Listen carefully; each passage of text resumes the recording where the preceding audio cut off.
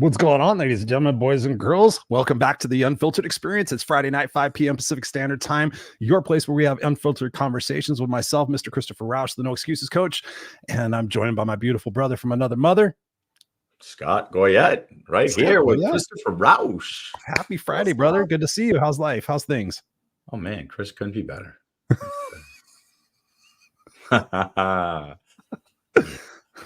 Ready? Really? Tell me about that, Scott. Bro, I practice what I preach, man. I use the tools. I stay present. I do all the things I tell everybody else to do, and that's how I keep flowing and growing, man. Regardless of what's going on around me, could be the worst day ever, and I'm going to find a way to make it a good day, and that's the God's honest truth. So yeah, I mean, that's what we're doing. We have to, you know, what sucks when we're in there. I don't know if it's for you, but for me, when I'm in those down moments and stuff like that, and I sit there and like, okay, I have to take my own advice. And there's some times where I sit there and I think, man, I don't want to take my own advice. You know, I just don't feel like it. I don't feel like pushing that extra hard. I don't feel like being unstoppable in this moment. I don't feel like not having any excuses right now. You ever get like that? Like you hear your own words echoing back at you and you're like, I don't fucking feel like it. Chris, I literally looked in the mirror the other day and I told myself to shut the fuck up. I go, I don't need your shit right now. I don't want to listen to me going, you know what you need to do, Scott.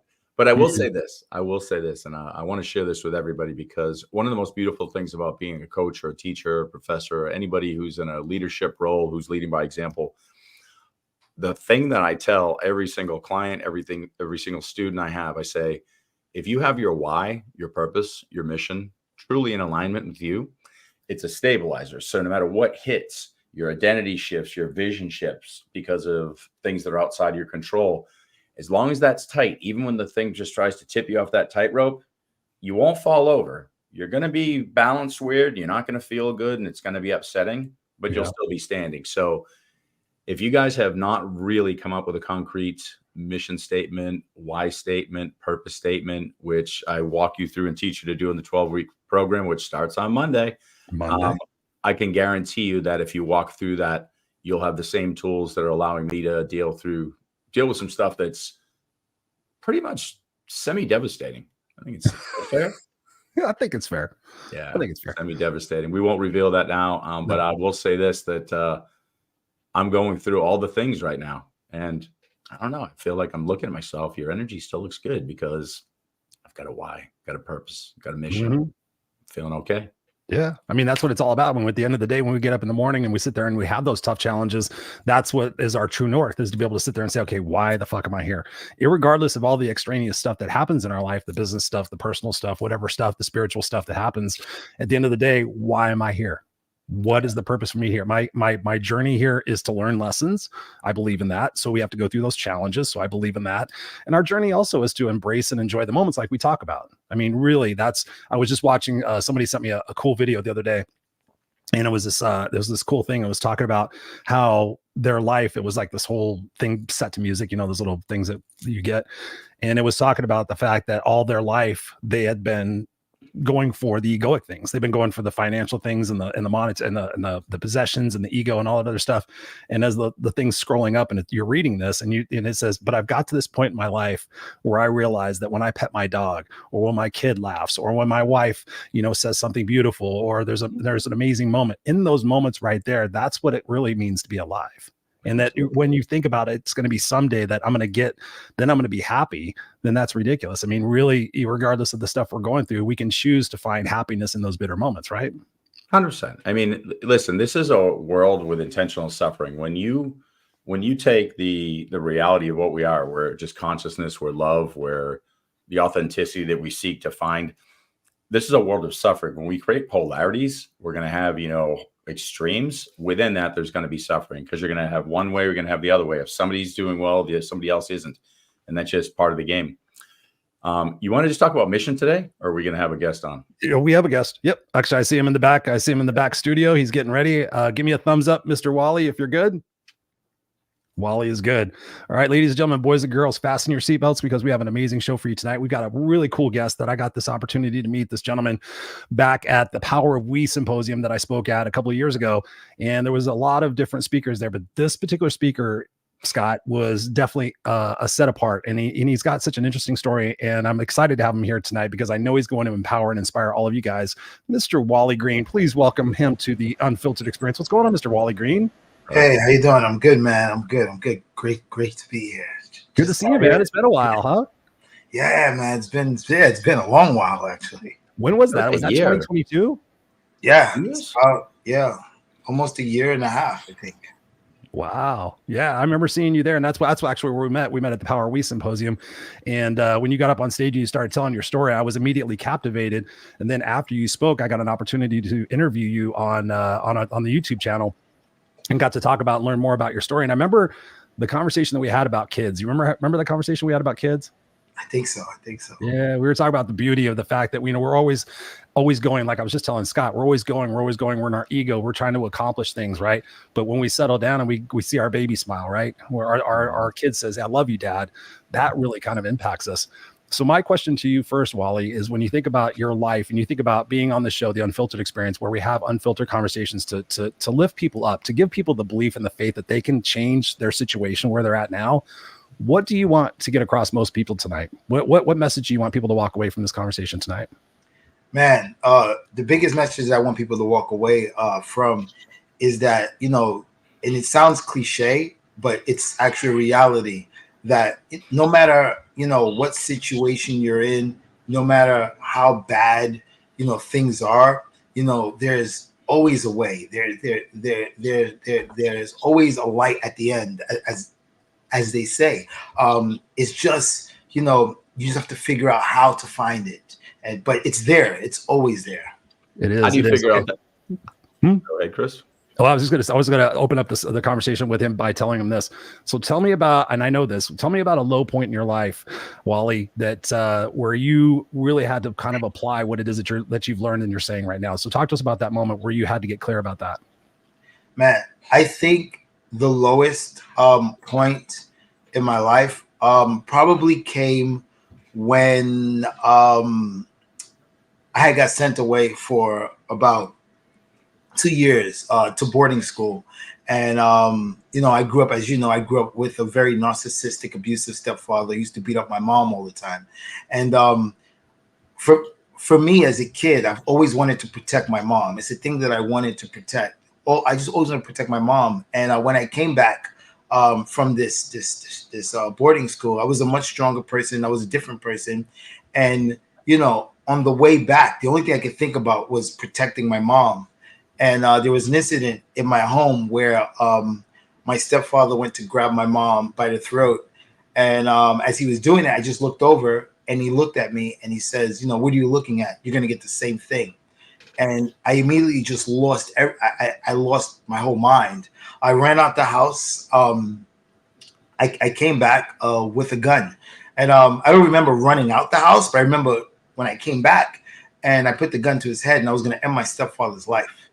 And my mom called the police and my mom said, "You guys need to hurry. My son's trying to kill my husband." Not that my son is trying to protect me. Not that, something other than my son trying to kill my husband. And I just lost my soul, right? Because like I said, every day of my life since 5 years old, I wanted to protect my mom. And now I could finally do it. And my mom turned on me. And I took the gun and I put it to my mom's face. And I was going to end my mom's life and my stepfather's life that day. And that was probably the lowest point that I've ever been in my life. And the thing that which stopped me from doing it was that I really hated my stepfather so much. Like my stepfather, since I was a kid, would tell me, "You'll be dead, you'll be in jail, you'll never amount to anything, you're a failure," and these are words that hurt every day. And like it's sort of like a movie, how they say, you have this one good angel and the one bad angel, and the bad angel is like, the bad angel is saying, "Yo, do it. You've been waiting all your life to do this. You've been waiting. This is your chance. Just do it. Get it done. You want to do it." And the other one is saying, "Hey, if you do this right now, right here, every single thing that your stepfather said about you is going to happen today." And I hated him so much that I couldn't allow anything he said to ever be true. And so I walked away. I mean, I regretted it. It's crazy because I did regret it for a while of, the fact that I didn't do it. But as I got older and later on in life, it all made sense. Yeah. That was probably the lowest point of my life, which could have definitely ruined my entire life. No doubt. It's amazing there. And, like, correct me if I'm wrong on this one, but you've got an identity that was your identity at that time. And I'm a strong man. I'm a fighter. I built myself up. I'm not taking any crap. So that's screaming from your unconscious mind when you're holding that gun. To be able to fight that portion of your identity in your subconscious mind, which literally dictates 90% of your thinking. And you came from your conscious state to say, no, I'm not going to do this, even though you didn't totally understand why. Because I could totally see that. You leave and you're like, I should have killed him. I don't know how long that lasts. Like, yeah. So I went through that for a long time. How long was that? I want to say more than a year. Yeah. I mean, it was a very long time because, like I said, I wanted to protect my mom so much. My mom betrayed me, and my mind was just crazy because because now that you didn't do it, now that little guy, the devil guy, comes back and he says, "You see, you should have done it. You should have done it." And the reason why I regretted not having had done it is because they still stood together. Like, they still stood together. Like, she never left. Wow. That is unbelievable.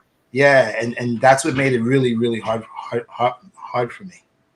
So, what's interesting, and I know you've heard this since, Wally, it says something along the lines when we were talking about, a human's perspective on life, that people would rather have a comfortable hell than a certain hell than an uncertain heaven.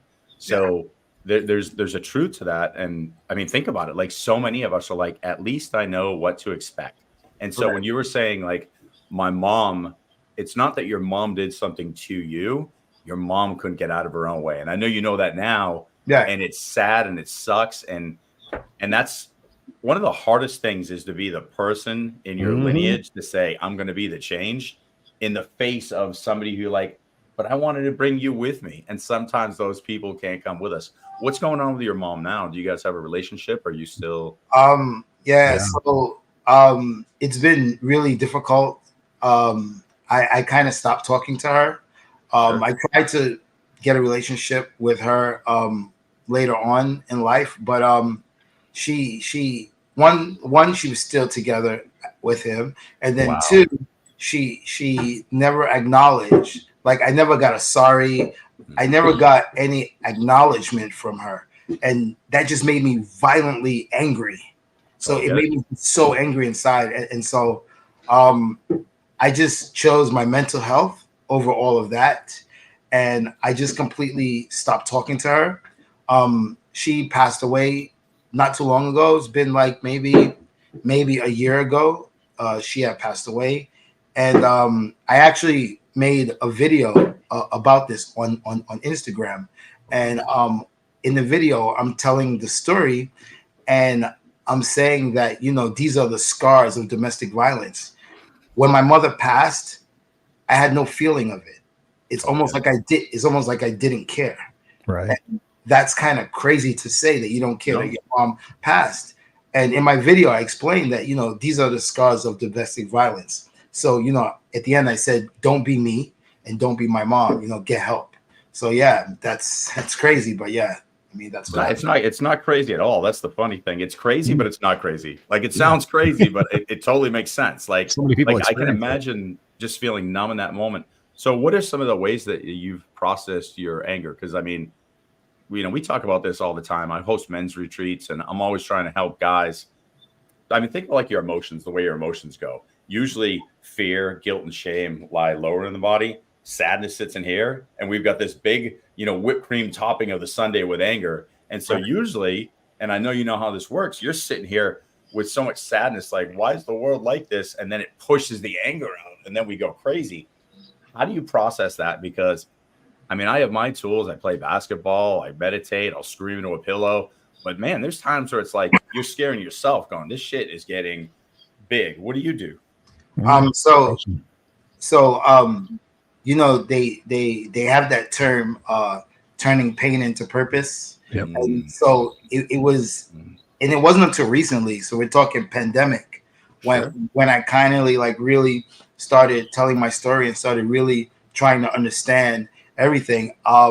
And what I use is, I use the pain actually to propel me forward, right? Whatever happens to us in our lives, like our trauma, it's never gonna disappear from our lives. Like, it's not. It's gonna be with you to the day you die.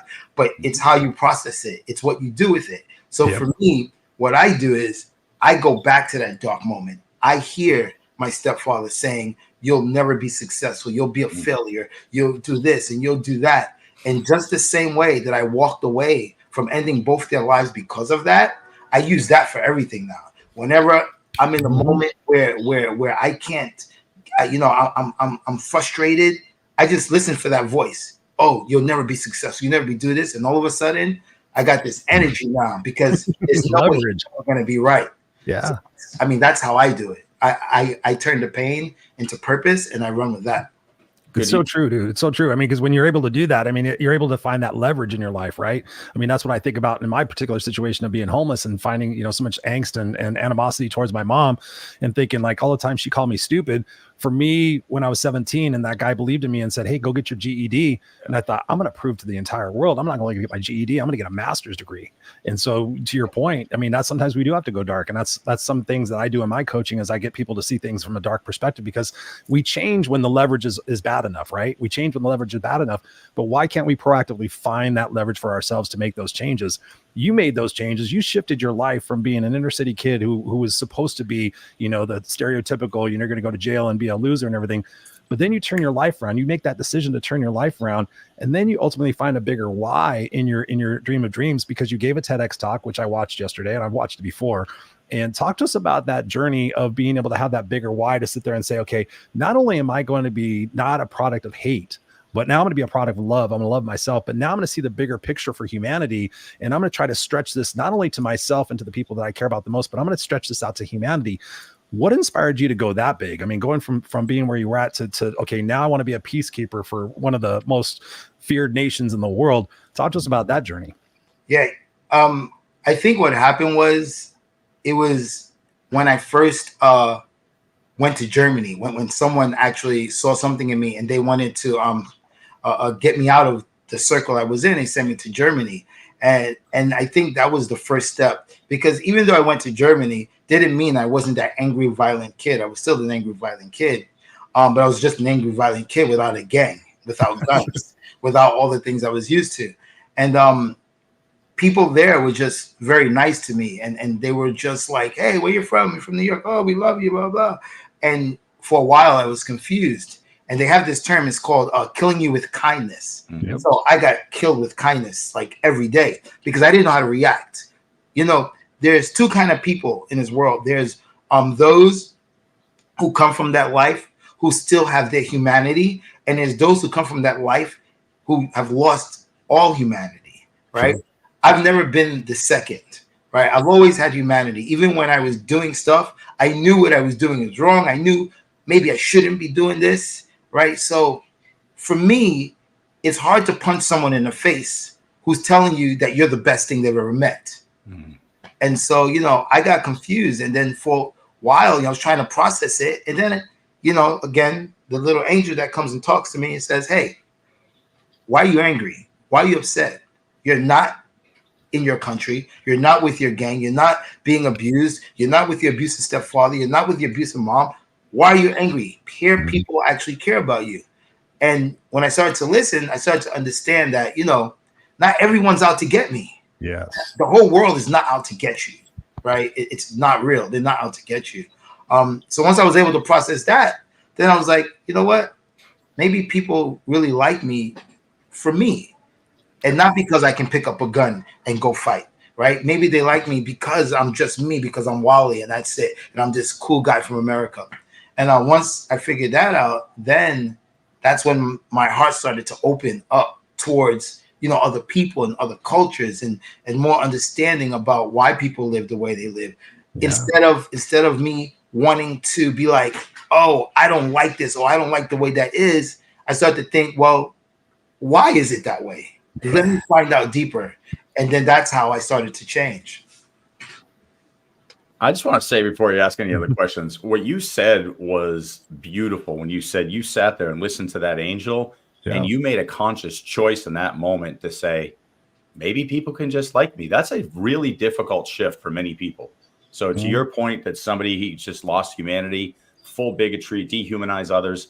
If you don't step to that point and you can sit here and go, maybe, just maybe I am enough. That's a really, really difficult. So I just want to say that's amazing. I commend you because very, very many people cannot do that. Yes. And I wish that people who are listening to this, who are on the brink of having the ability to do that, hear that and make that choice, because it's a choice to say, maybe, just maybe I'm enough. So bravo, that's badass. Yeah, I mean, it really is. It really is. And I want to catch what Really Patricia said here. We got Patricia in the house. What's up, Patty? Thank you for being here. She says, so much wisdom, each of you sharing your depth of pain, yet the joy is visible in your essence of being. How beautiful and developing of good karma. Yes, 100%. Thank you, Patty, for that. We got L. Patrick in the house. What's up, man? It's been a while since I've seen you. He was from the Clubhouse days. Good to see you, brother. He says, I fucking love the raw authenticity of your content, Christopher Rausch, and your audience is loaded with underutilized potential. 100%, man. That's a compliment to you, Mr. Wally. And also he says here, Robert, Patricia, it's great seeing you guys here tonight. So when you think about that, Wally, and you think about all the different things that you've experienced, when you come across somebody who is in that victim mindset, who's like, oh, but man, you just don't, they don't know who you are, but they're just like, oh man, you don't understand. I had it rough. Gosh darn it. And then you're sitting there listening to them whine, bitch, piss and moan about their situation. What do you do to help them see that different perspective? Besides what you just said, what are some things that you tangibly say to those people to sit there and get them to reshape their perspective about some of the tragedies that have happened in their life? For me, I always like to kind of tell my story. I've came to this conclusion during the pandemic that stories actually save lives. Yes, they do. Stories are so powerful. You know, a lot of people don't like to tell their vulnerable side. A lot of people don't like to say, yeah, you know, when I was young, I was weak. When I was young, I was abused. I couldn't do anything. Everyone wants to feel strong. So for me, when I hear people talk about that stuff, I sit them down. I said, listen, let me talk to you a little bit. Let me tell you where I come from. You know, that so that they can understand that I'm not just saying, you know, yeah, you know, you got to do this, you should do this without no real experience. So I like to let them know the kind of experience I have, and then maybe we can, you know, figure it out together and we can find a way. But the important thing is that there's always, I used to think there was never a way, but then I realized there's always a way. It's always a way. You just have to find it. Yep. You got to take that imperfect action every single day to find that out. I have one question we didn't ask you about before, but do you have any brothers and sisters? They're all stepbrothers and stepsisters, which I don't talk to also. Gotcha. You're keeping your lane free. So talk to us about this becoming a peacekeeper to North Korea. I mean, obviously, Scott and I told Scott about this before we went on live, and we talked about Dennis Rodman real quick. So talk to us about that story of inspiration, because that was such a beautiful act of kindness and act of love that you did. I want you to share that story with people listening and watching tonight. Yeah. So I had changed my life completely now, and I started, you know, traveling around the world, playing for the U.S. team. And I started to figure out different things that I could do that was bigger than myself. So I started doing charities through my sport. And through one of the charities I did, which was called Ping Pong for Poverty, I got on a TV show. And the TV show aired in Virginia Beach, and Steve Harvey saw the show, his producers. And they were like, hey, we want you to come on our show. So I was like, oh, that's pretty cool. And I would go on their show and, you know, just talk about my life and how I'm trying to help others. And so the next year came by, and, you know, I had this big thing. It was great. You know, it was the TV shows, and I'm able to reach people. And then after that, I was looking in the tournament list, and I was looking at all the countries I would play in. Right. And then I saw North Korea. And immediately I thought, oh my God, I need to go there. And it was and the crazy thing to think that, yo, you need to go to North Korea. Right. But there's a piece of American history. In 1971, America established relations with China. and it's through ping pong. This was at a time where China hated the Western world, and they established relationships with each other through ping pong, and it's called the ping pong diplomacy, right? Yeah. And so I love it. Immediately when I saw the North Korea thing, I thought, you know what? I want to create history. I want to create my own history on the basis of that. I want to go to North Korea and promote peace, because this is at a time, you know, America was going back with North Korea, back and forth and stuff like that. And, you know, it was a crazy thing at the time, but I thought that I could get the world behind me. I thought my original idea was that we go as a world team, right? It would be America, Germany, and all these other countries would go together, and we'd be like this world team for peace. And every single person told me, you're crazy, you're going to die. We're not doing that. No way. So, you know, I said, okay, not a problem. And I went by myself. So I went to North Korea alone. It was a crazy journey with no plan. I love everything you're saying right now. Imperfect action, ladies and gentlemen. Listen, you know what's crazy? Everything you're saying to me, and Chris knows me well, makes total sense. Yeah, I would do the same thing. I'm like, wait, we have a chance to change the planet. No one's going. Well, they suck. I'm going. That's it. End of story. Yeah, exactly. And like I said, no plan. I had no idea of how you do a diplomacy for world peace. I don't know. I'm a kid from the projects that plays ping pong around the world. I don't even know how to do this. But one thing about it was that I was very passionate about wanting to do it. Yeah. And I knew that if I really want to do this and I'm passionate about this and I take the action to do it, somehow, some way, something is going to happen and it's going to be all good. But the first thing I need to do is actually take that step and go there. And that's what I did. I by myself, really alone, like with no team, no other people from the Western world. And I went there alone. Wow. That's amazing. To play ping pong. Geez, dude, that's freaking crazy. So what was that experience like? I mean, so you get in there. So are they welcoming to you? I mean, are they, so you got the great greeting in Germany. And so now you're here in North Korea. Is it like, you know, we can sit there and think from our perspective, like, oh, they probably hate us and they're probably this, that, and the other thing. Was that the case? Or was it like, oh, everybody's like happy to see me. It's not as bad as I thought. So the people that you were around, like your guide, your babysitter, she's happy to see you. Well, I don't know if she's really happy to see you, but she's responsible for you. So she's going to be like, hi, Mr. Green, I'm your guide. Nice to meet you, blah, blah, blah.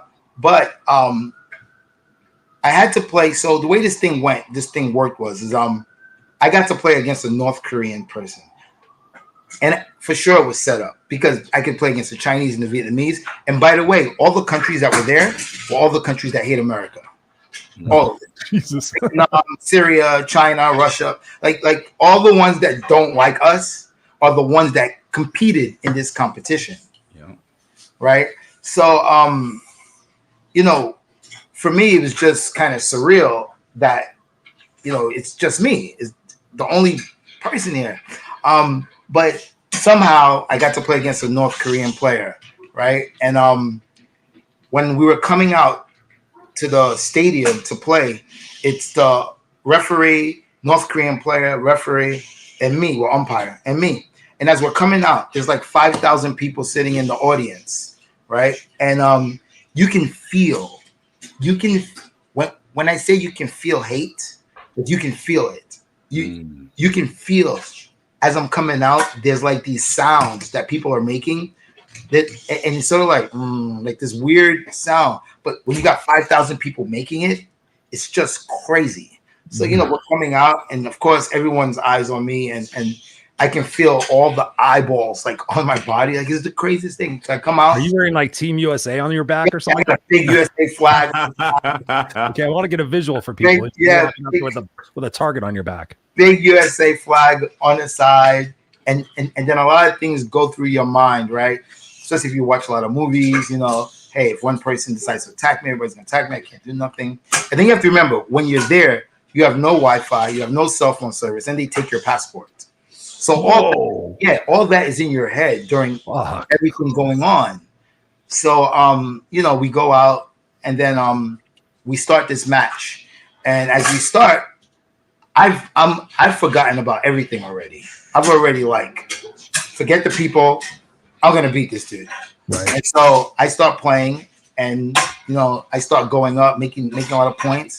And every time I made a point, the crowd would make this sound or no sound at all. And if he made a point, it was like the world championships at one time. And it started to get very loud to where they weren't clapping for him, they were clapping against me. Right. So it became rude because you got to remember, if there's 5,000 people in an audience, all 5,000 people are North Korean. There is no one else. Right. And I started to get frustrated and I started to get a little angry because I couldn't concentrate. And I knew that they were doing this on the base because they didn't do it to China. They didn't do it when China played North Korea. They didn't do that. When other countries played North Korea, it wasn't that crazy. But when I played, that's when it was the craziest. And mind you, the North Korean guy's better than me. So I don't even I'm the underdog. So then they started to do that, right? And I started to get very angry and very upset. And I looked up, and in my mind, like words that wanted to come out of my mouth didn't come out. A smile came out, which was crazy. Like I just looked up and I smiled. And then when I smiled, I noticed that there were like a few little bit of like kind of chuckles. And I was like, okay, that's weird. So I would play again and I would look up and I would smile again. And then there was a few more people smiling. And I said, oh man, this is where this is going to happen. I said, this is where the diplomacy for world peace is going to happen right here. So I'm not going to focus on this match. I'm going to focus on the crowd instead. So every time I would play, I would look up and smile. And the more I smiled, the more they smiled. And it was weird. And I was like, wait a minute, these are the same people who hate me and are taught that I'm the devil and who didn't like me in the beginning. And so I started thinking, I said, okay, you know what, let's just keep doing this. And then at the end of the match, my opponent, we have to shake hands, right? So when he comes to shake my hand, he really doesn't want to shake my hand. He kind of puts his hand out and he keeps his body back, right? And usually when people do that, they do it because they have to shake hands. It's a sport etiquette. But when they don't want to do it, it's almost like, yeah, I'm shaking your hand, but I'm not a part of this handshake. Only my hand is. Right. And I wasn't gonna let him get away with that. And I watched it for ladies and gentlemen listening to the story at home. I watched it on the Tedx video. Yeah. And I wasn't. I want to shake your hand. I was like, no, this is not gonna go down like that. So I grabbed him by the arm. I pulled him in, and gave him a big bear hug. And the craziest thing about this was the audience cheered, and even better, my video camera is facing his back. Right. And I'm facing my back, his front, and we can see him smiling. Yeah. Which is really crazy because, he's a North Korean that's smiling that an American hugged him. Right. So at the end of the day, it shows that, we're all human. Emotions are very difficult to kind of hide when it's just like in your face. Right. And as a human, he showed an emotion of being happy that an American guy hugged him, which is crazy, right? Because if you think about it, I don't think the government would be happy that he was smiling because an American hugged him, right? So, a lot of people say, oh, one person can't make a difference, and this is the thing. One person can't make a difference in the world. One person can't change the world. Blah, blah, blah. But, the reality of it is, and this is going to sound really weird. It's going to sound really weird. It's not our job to change the world. We cannot change people. We cannot change the world. That's not our job. Our job is to plant the seeds for change. And something so simple as giving them a smile to people who actually hate me and giving him a hug, right? That will be forever in his head, right? 20 years later, he's never going to forget the hug that he got from this crazy black dude from America. And then also is going to put a different thing in his mind. He might say, you know what? Wait a minute. Americans, maybe they're not so bad. Maybe Yeah. maybe they're not the devil, right? And it starts to make you think, right? It may not create the change right away, but over time it starts to make you think. And if you get enough people just thinking, then that's how we create change. Yeah. You know, Wally, one of the things I always share with my business students, I always tell them about critical mass, and you're just defining it flawlessly. And so I say, imagine you're waiting, there's 100 people in a room, and you're going to see your favorite artist, and they keep telling you half hour late, he's going to be half hour late, and people start getting angry. All it takes is for one person to start singing one of their songs, and the next person, then the next person. And before you know it, 100 people are going, he'll be here soon enough, and they're singing the song. And you just did that. And I don't know that all of us know we have that power. And I don't know if it's out of fear because we're not in a space of love. Like, why are you there? You're there to see quality ping pong. You're there to see the person playing. You're there to celebrate with other people and connect with people. And we forget that. We create some like animosity or some bullshit that's just not real. Mhm. And the fact that you were able to play that out live, I want to share this with my students. I'll share this with them, like tell them to watch this because it's so perfect. And it's a real world example of working. And to your point, you're planting the seeds by changing you. The seed plant is the byproduct of changing you. So you're right. I'm not going to change the planet, but I'm going to change me. I'm going to elevate me. In my worst moments, I'm going to stand up, find a way to be the best version of self. And when people see that, they're going to go, man, he doesn't just say it, he does it. Right. And that's what we can all do. That's how we're going to change the world. And I love that. So true. So the golden question for you after this, Wally. So you had that moment. Does anything happen after that? Does anything your trip in North Korea? Does anything else happen after that before you come back to the States? Yeah. So I mean, after actually, it's crazy because I didn't know the guy smiled until after I looked at the footage, and I didn't look at the footage till I got back home. Okay. So they were, I don't know, man. I think they were impressed. Because the next year, I got an email from the Secretary General of North Korea, inviting me back to North Korea to come and participate again, which is incredible. I mean, if they reach out to you and say, "Hey, we want you to come back," that's not a normal thing by any means. They reached out, but I had to decline the offer because at that time, Trump was going a little crazy with the hellfire and fury stuff. And and I didn't want to be there in case something jumped. Remember what I said? No cell phone, no Wi-Fi, no passport. Yeah, there's a point of crazy and then there's stupid. I did not want to be there at that time or take a chance that something could happen. So I had to decline the offer, and that was it. Yeah. Yeah, you got to trust your gut. So that's what I was just going to say is the intuition piece right there. Mm-hmm. Like those are two different situations, and other people wouldn't go the first time, but your intuition told you to go, and the second time, no. So always trust your gut on that. I love it. So what happened with the infection that you got there? So you got this opportunity to make a difference in a country that is perceived to hate the United States. So you're high on this. You have this opportunity. You come home and you see that smile. What do you do from there? How do you continue this impact of bringing peace among so much chaos? So when I noticed the smile that I saw, that put me on a different level of being able to accept people. No matter what culture they come from, no matter their backgrounds. Like I always say something like people who know me and they follow my social media. There's like two parts to me, right? Because I think everything in this world is a balance, right? It's a balance. If you work really hard, I think you have to party a little hard too. I think there has to be a balance. It was a balance. And so for me, my Instagram page is always inspirational and stuff. But I also, on the other side, when people are coming off the wrong way, I really get on top of that stuff. And actually, I just lost where we were going with this. I was going to something. What was your question again? I totally lost where we went. What happened when you came back to the States? So you have this moment of peacekeeping there. Yeah. What can we do to help you carry that message on for Absolutely. What you're advocating now? Yeah. So anyway, I don't know where I was going, but anyway, so when I came back, I was more open to different kinds of people.